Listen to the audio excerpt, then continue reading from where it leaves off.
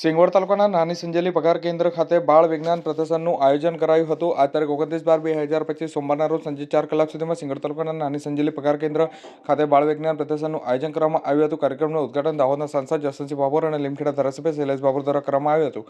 GCERT Gandhinagar પ્રેરિત જિલ્લા શિક્ષણ અને તાલીમ ભવન તેમજ જિલ્લા શિક્ષણ સમિતિ દાહોદના માર્ગદર્શન હેઠળ આયોજિત આ બાળ વૈજ્ઞાનિક પ્રદર્શનમાં સિંગવડ તાલુકાના વિદ્યાર્થીઓ પોતાની વૈજ્ઞાનિક પ્રતિભાનો પરિચય આપ્યો હતો. કાર્યક્રમમાં દાહોદના સાંસદ જસવંતસિંહ ભાભોર, લીમખેડા ધારાસભ્ય શૈલેષ ભાભોર, પૂર્વ ધારાસભ્ય વિંછિયાભાઈ ભુરિયા, પૂર્વ જિલ્લા પંચાયત સભ્ય એન.ડી.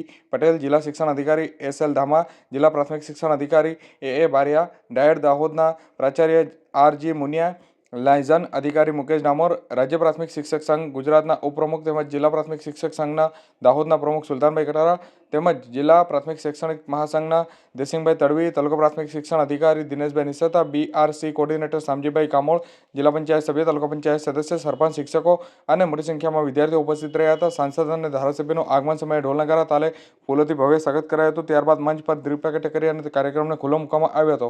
શિક્ષકો અને શિક્ષિકાઓ દ્વારા મહેમાનોનું ફૂલહારથી સ્વાગત કરવામાં આવ્યું હતું. કાર્યક્રમ દરમિયાન નિવૃત્ત થયેલા આચાર્ય અને શિક્ષકોને ફૂલમાળા અને શાલ ઓઢાડી સન્માનિત પણ કરાયા હતા. સાથે જ શિક્ષકો દ્વારા સાંસદ અને ધારાસભ્યને આદિવાસી સમાજની પરંપરાગત બંડી પહેરાવવામાં આવી હતી અને તીરકામઠાની ભેટ પણ અપાઈ હતી. બાલ વૈજ્ઞાનિક પ્રદર્શનમાં વિદ્યાર્થીઓ દ્વારા તૈયાર કરાયેલી અંદાજિત 55 જેટલી કૃતિઓનું નિરીક્ષણ સાંસદ અને ધારાસભ્ય દ્વારા કરવામાં આવ્યું હતું. બાળ વૈજ્ઞાનિકો પાસે તેમની કૃતિઓ વિશે માહિતી મેળવવામાં આવી હતી. વિજ્ઞાન પ્રદર્શનમાં પ્રથમ, દ્વિતીય અને તૃતીય ક્રમાંક મેળવનાર બાળ વૈજ્ઞાનિકોને શિલ્ડ અને પ્રમાણપત્ર આપી સન્માનિત કરાયા હતા. સાથે જ ભાગ લેનાર તમામ બાળ વૈજ્ઞાનિકોને માર્ગદર્શન અને શિક્ષકોને પણ પ્રમાણપત્ર આપવામાં આવ્યું હતું. આ બાળ વૈજ્ઞાનિક પ્રદર્શન દ્વારા સિંગવડ તાલુકાના વિદ્યાર્થીઓની વૈજ્ઞાનિક પ્રતિભાનો સુંદર પરિચય મળ્યો હતો. પ્રથમ ક્રમાંક મેળવનાર બાળ વૈજ્ઞાનિકો જિલ્લા કક્ષાએ પ્રદર્શન કરી અને પસંદગી પામ્યા છે.